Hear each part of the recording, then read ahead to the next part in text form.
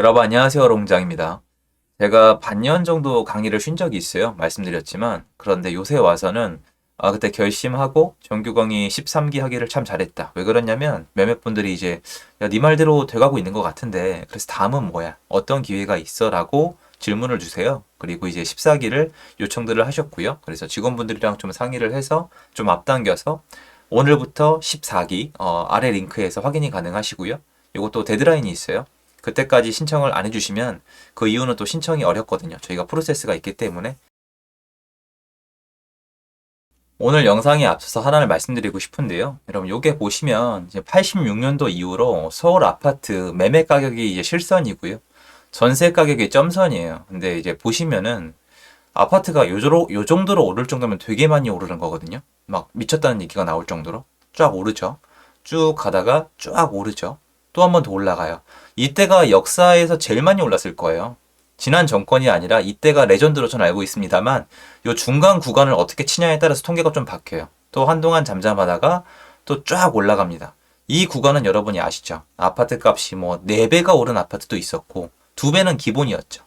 그러니까 부동산의 역사를 보면은 폭등과 잠잠함, 폭등과 잠잠함, 폭등과 잠잠함. 요거 뭐 조율받는 데도 있고요. 이런 거의 반복인데 전 예전에 궁금했어요.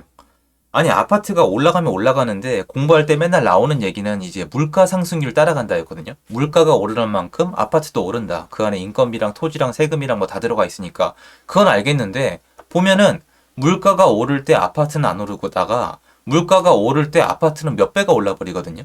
그 병목 현상처럼 확 오르다가 말다가 확 오르다가 말다가 확 오르다가 말다가 이걸 반복을 하는 거예요. 그래서 저는 이거에 대해서 공부를 했었어요.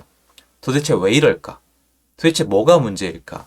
그리고 제가 발견한 게 뭐냐면 몇 가지가 있는데 일단은 첫 번째로 사람들이 생각하는 부동산 시장의 안정화란 개념이 서로 다르더라고요. 근데 이게 뭐가 중요한지 말씀을 드릴게요. 보시면 지금 시장이 안정화됐다고 말씀하시는 분들이 계시거든요.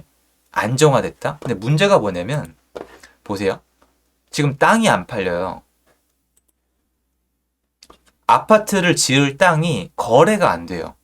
근데 사람들은 무조건 시장은 지금 안정됐다고 하거든요. 근데 제가 봤을 땐 안정된 게 아니에요.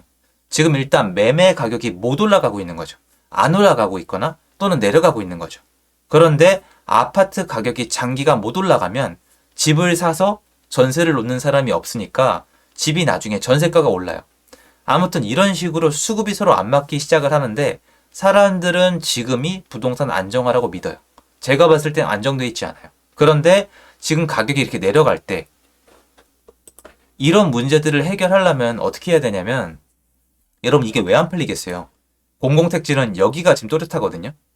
자금난 때문에 공공택지는 건설사랑 시행사가 되게 선호해요. 잘 팔리거든요. 땅이 싸니까 나중에 분양도 잘 되거든요. 그래서 굉장히 선호해요. 이런 것들을 통해서 옛날에 중견 또는 그 이하에 있던 건설사들이 몸집을 많이 불렸어요.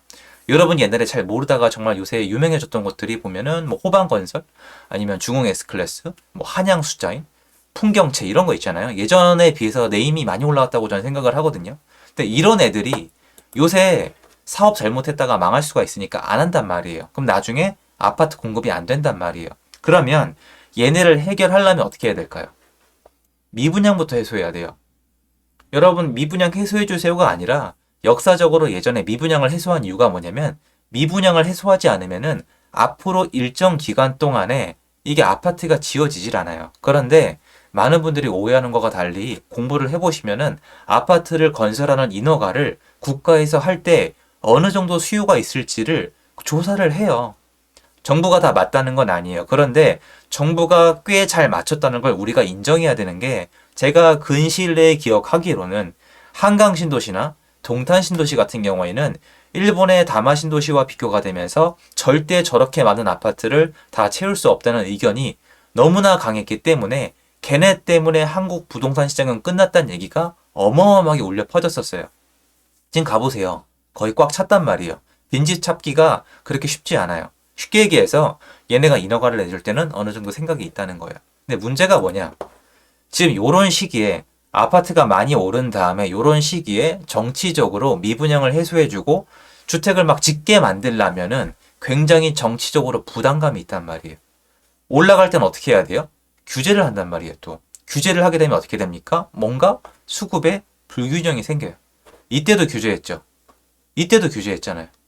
그리고 이렇게 있을 때는 또 규제를 푼단 말이에요.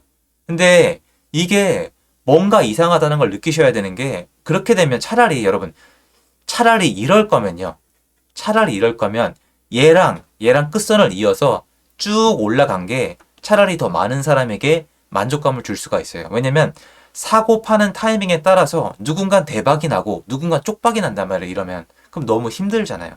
그래서 차라리 완만한 상승이 낫다라는 게 이런 표현이에요. 그런데 한국 역사적으로 아파트는 완만한 상승이 아니고 한 번에 확 올라가요. 왜냐면 수급이 바로바로 이루어지지 않아요. 옛날에 김현미 장관님이 말씀하셨잖아요.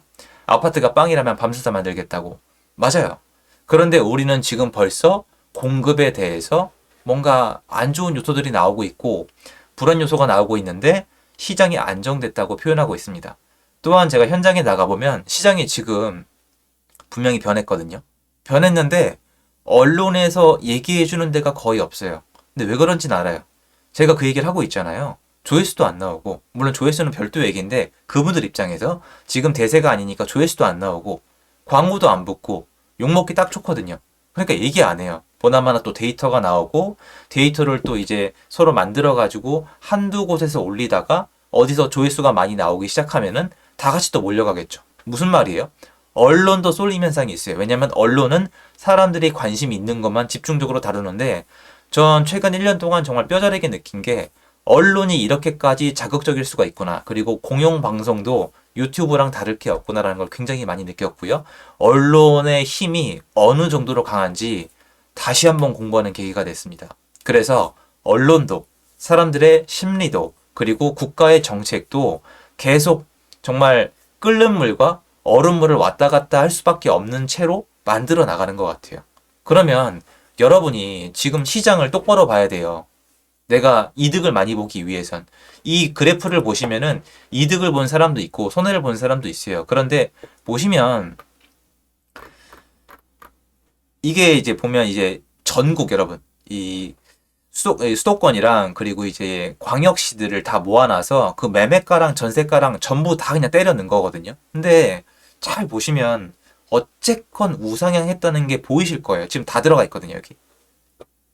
이런 것들을 봤을 때 내가 여기서 무조건 집을 사세요 이런 뜻이 아니라, 여러분 그런 뜻이 아니라, 내가 이 그래프, 이 많은 안에 어딘가에 살고 계시잖아요.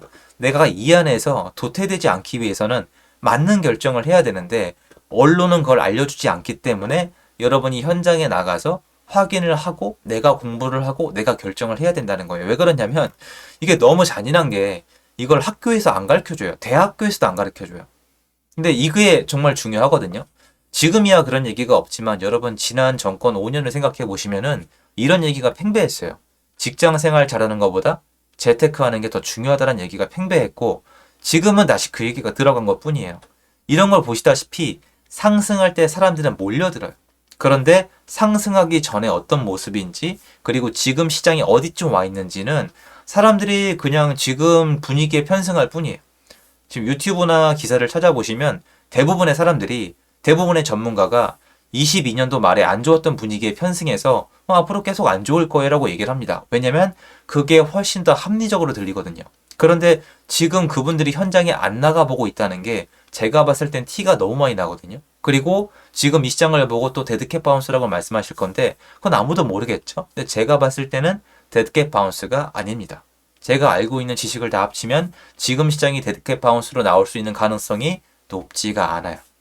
그 이유는 뭐 여러 가지가 있습니다만, 근데 사람들은 지금 그 얘기를 안 한단 말이에요. 제가 오늘 영상을 통해서 하고 싶은 얘기 뭐냐면은 시야를 바꿀 필요가 있어요. 부동산 시장이 안정화됐다는 뜻은 뭐냐면은 공급이 앞으로 지속적으로 계속 될 수가 있는 분위기가 만들어져야 되는데 지금 또 못하고 있어요. 그 와중에 우리는 지난 5년 동안에 배운 바가 있어요. 시장을 임의적으로 조작하거나 괴롭히면은 시장이 언젠가 보복한다는 걸 배웠거든요. 근데 뭐가 남아있을까요? 몇 가지 한번 보여드릴까요? 토지거래 허가제. 말만 뭐 해도 이상해요, 전 벌써. 토지거래 허가제 남아있죠. 종부세 남아있죠. 그리고 대출 규제도 그대로 남아있습니다. 그리고 보시다시피 택지가 안 팔려요. 그리고 지금 임의적으로 전세가 안 나갑니다. 사람들이 전세 자체를 무서워합니다. 누가 봐도 외부의 영향력 하에 시장이 임의적으로 움직이고 있기 때문에 이건 나중에 부작용이 나올 수밖에 없거든요. 근데 이런 거를 우리나라는 개인이 미리 알아서 공부를 하고 결정을 해야만 하는 그런 세상이에요. 그래서 되게 힘들어요. 힘든 건 알겠는데 전 여러분한테 부동산을 보는 어떤 시야나 이런 게 바뀌는 게 되게 중요하다고 계속 말씀드려 왔는데 이게 상승장에서는 다 좋다 좋다 알겠다고 말씀을 하시고 지금처럼 어려운 시장에서는 이걸 헛소리로 치부를 하시더라고요. 시장은 뱅뱅 돌아요. 시장은 다시 돌아온단 말이에요. 역사적으로 항상 그래왔어요. 제가 얘기하는 건 제 주장이 아니라 역사적 통계예요. 늘 이번엔 다르다고 얘기하지만 그렇게 다를 게 없거든요. 그래서 여러분들이 지금 시장에 나가보시는 계기가 될 수 있는 얘기를 어떻게든 좀 해드리고 싶었거든요. 그게 오늘 영상의 취지입니다. 다들 바쁘시겠지만 시간 내셔서 한번 나가보시기를 전 공고합니다. 감사드리고요. 도움되셨으면 좋겠습니다.